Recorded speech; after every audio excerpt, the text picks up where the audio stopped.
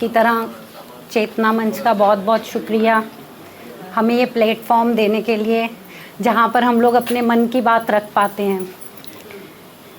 हर बार की तरह एक कहानी लाई हूँ। कहानी का शीर्षक है रिश्तों की गर्माहट। अक्सर हम लोग अपने परिवार में, बहुत करीबी रिश्तों में भी वो गर्माहट को महसूस नहीं कर पाते, और जब वो रिश्ते किसी वजह से दूर हो जाते हैं तो हमें उस चीज़ का एहसास होता है।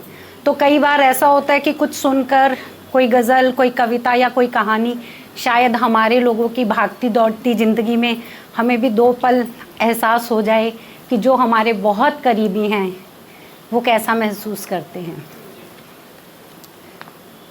देखो फिर से ये ताला, अब इसकी चाबी किधर है? इस बेमौसम की बरसात को भी अभी आना था, और तुम लोगों को भी हर समय स्टोर पर ताला लगाए रखना ज़रूरी है क्या? मानो जैसे कोई कुबेर का खजाना रखा हो तुमने। अब बाहर जाना है मुझे, और छाता अंदर रखा है। क्रोधित स्वर में घनश्याम जी की आवाज़ पूरे घर में गूंजी। तो रसोई में घबराकर नीति के हाथ से चाकू गिर गया। सब्जी काट रही थी और शशांक भी बिस्तर छोड़कर भागा चला आया। वो तो अच्छा हुआ 1.5 वर्ष की मीठी की नींद नहीं टूटी थी। झट दराज खोलकर नीति ने स्टोर रूम की चाबी शशांक को दी और खुद पीछे हो गई। माँ को गए अभी 2 माह ही हुए थे, और हर समय धीर गंभीर शांत रहने वाले बाबूजी आजकल छोटी छोटी बातों पर ना जाने क्यों चिल्लाने लगे थे। जिस घर में कोई ऊंची आवाज़ में बात नहीं करता था, और उस घर में अब हर वक्त बाबूजी की क्रोधित आवाज़ गूंजती रहती थी। बेचारी 1.5 वर्ष की मीठी तो हर समय डरी सहमी सी रहती थी। शशांक ने भरसक प्रयास किया, परंतु ताला ना खुला। शायद बरसात का असर था, या माँ के हाथों के स्पर्श की कमी। आज तक माँ ही तो देखती थी ये सब कुछ। नीति पर तो कभी कोई जिम्मेदारी डाली ही नहीं थी माँ ने। जैसा जैसा कहती थी नीति वैसा वैसा करती जाती थी। अचानक नीति को याद आया और झट से अपने कमरे में अलमारी से एक नया छाता ले आई और बोली, बाबूजी आप ये ले जाइए अभी। चिढ़े हुए भाव से घनश्याम जी ने नीति को देखा, छाता लिया और लेकर जैसे ही आगे चले तो पलटकर बोले, आज शाम तक यह ताला ज़रूर खुल जाना चाहिए। बाबूजी के जाते ही शशांक बोला, यार नीति, बाबूजी को क्या हो गया है, समझ ही नहीं आता। शायद माँ के अचानक चले जाने का गम है, या वो कह नहीं पा रहे। नीति ने उत्तर दिया, तुम शाम को कुछ भी जुगाड़ करके ताला खुलवा लेना, मैं चला तैयार होकर ऑफिस। कहते हुए हर बार की तरह शशांक सारी जिम्मेदारी नीति को मंझधार में छोड़ कमरे की ओर बढ़ गया। सच, माँ थी तो कितना सुकून था। बेटी से भी बढ़कर प्यार दिया था नीति को। शायद इसीलिए माँ के बिना नीति अकेले कोई जिम्मेदारी उठा नहीं पा रही थी। कोशिश तो खूब करती, पर माँ जैसा कुछ नहीं कर पाती थी। माँ ने बाबूजी और शशांक पर भी कभी कोई घर की जिम्मेदारी नहीं डाली थी। यहाँ तक कि नन्ही मीठी को भी बाबूजी ना पकड़ते थे। ध्यान दीजिएगा हमारे समाज की किस बात पे मैं वो कर रही हूँ। यहाँ तक कि नन्ही मीठी को भी बाबूजी ना पकड़ते थे। माँ कहती थी ससुराल में उनके मर्द बेटियों को गोद में नहीं उठाते। शायद बाबूजी की भी यही विचारधारा थी। अपने दिमाग में उमड़ते विचारों को झटक नीति चुपचाप रसोई की ओर बढ़ी। मीठी के उठने से पहले जितने काम हो जाएं वे ही भले। दोपहर को जब घनश्याम जी खाना खाकर आराम कर रहे थे तो मीठी को भी नहलाकर सुला दिया, और नीति स्टोर रूम की ओर चली गई ताला खोलने का जुगाड़ करने। ऐसा लग रहा था कि चाबी ताले में घुस नहीं रही। मोबाइल की रोशनी डालकर देखा तो ताले के छेद में कुछ फंसा हुआ था।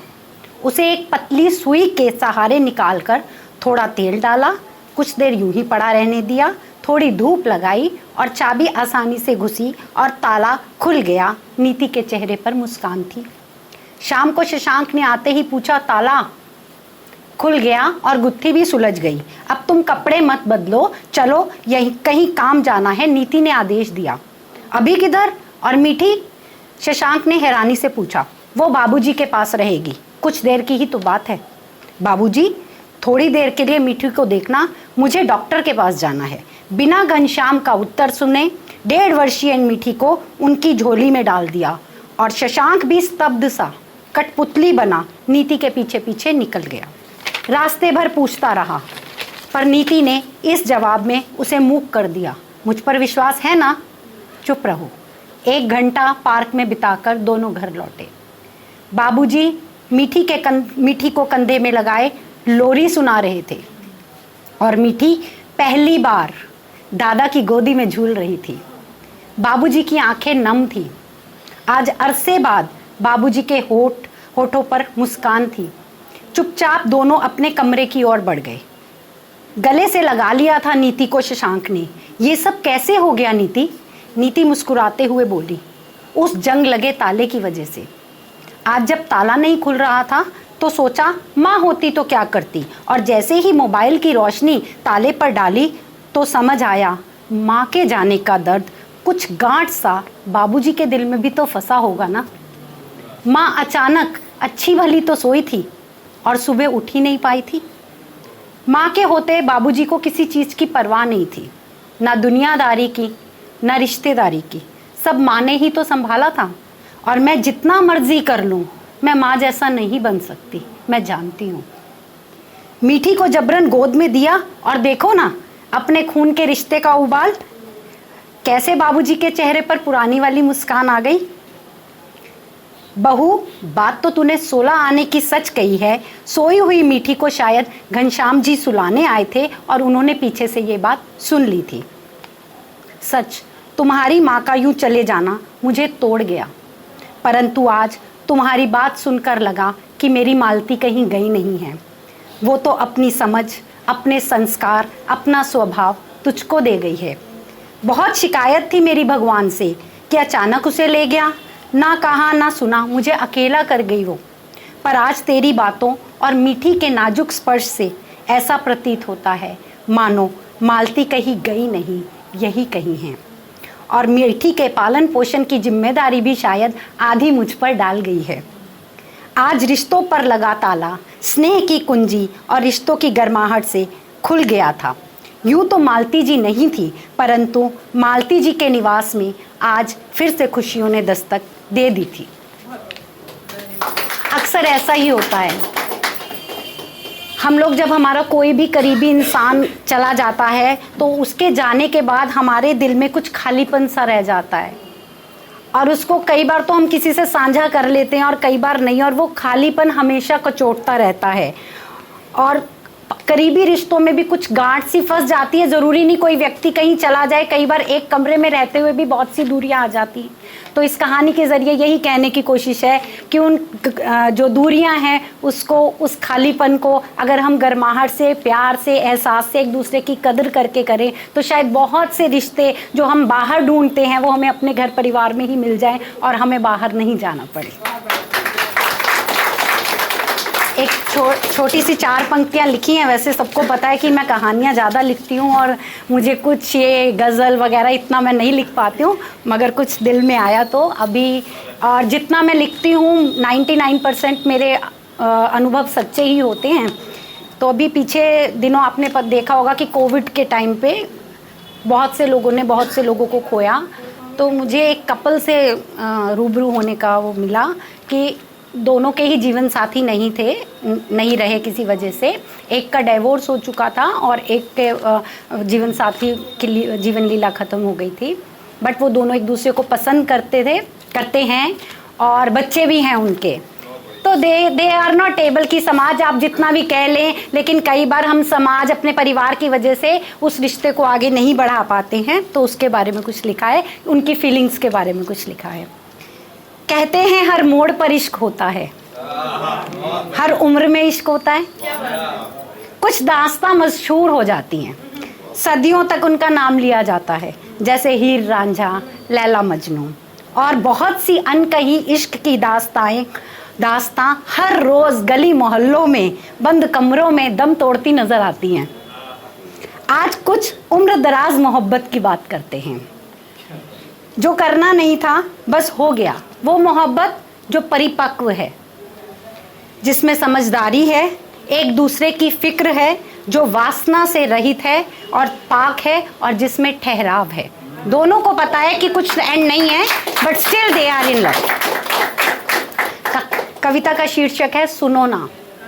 इसमें जो लेडी है वो कह रही है, सुनो ना चलो थोड़ी सी मोहब्बत करते हैं, पूरी ना सही बस अधूरी करते हैं, सुनो ना बस थोड़ी सी मोहब्बत करते हैं। माना ना हालात हैं बस में, माना ना हालात हैं बस में, ना ज़माना देगा इजाज़त। माना ना हालात हैं बस में, ना ज़माना देगा इजाज़त, पर कुछ देर के लिए बस अपने लिए करते हैं, सुनो ना चलो थोड़ी सी मोहब्बत करते हैं। भूल जाते हैं कुछ देर को अपनी परेशानियों को, भूल जाते हैं कुछ देर को अपनी परेशानियों को, उम्र के इस पड़ाव में कुछ बचकाना हम भी करते हैं, सुनो ना चलो थोड़ी सी मोहब्बत करते हैं। कुछ तुम मन की कहना, कुछ हम कहेंगे अपने दिल की, कुछ तुम मन की कहना, कुछ हम कहेंगे अपने दिल की, वीरान से इस दिल को थोड़ा सा आबाद करते हैं, सुनो ना चलो थोड़ी सी मोहब्बत करते हैं। गौर फरमाइएगा, वो पहले पीछे हट रही है।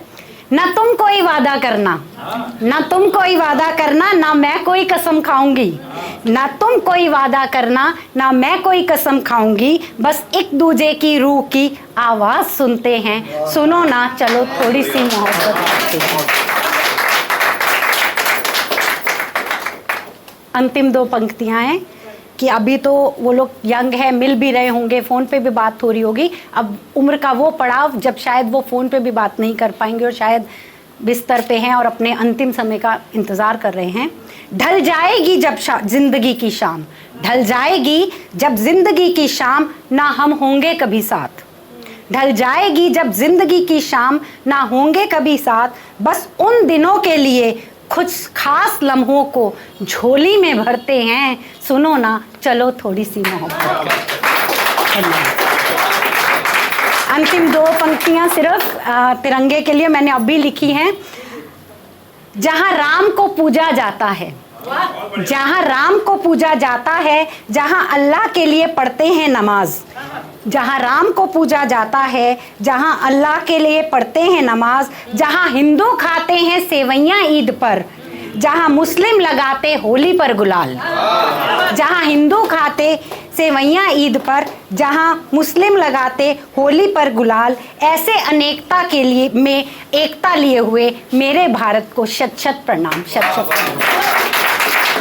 हर बार की तरह एहसास ही लिखती हूँ, हर बार की तरह एहसास ही लिखती हूँ, कुछ खास नहीं बस आम ही लिखती हूँ, जो दिल से निकलता है, जो दिल से निकले और दिल तक पहुँचे, बस वही मैं बात लिखती हूँ, दिल से दिल तक पूजा।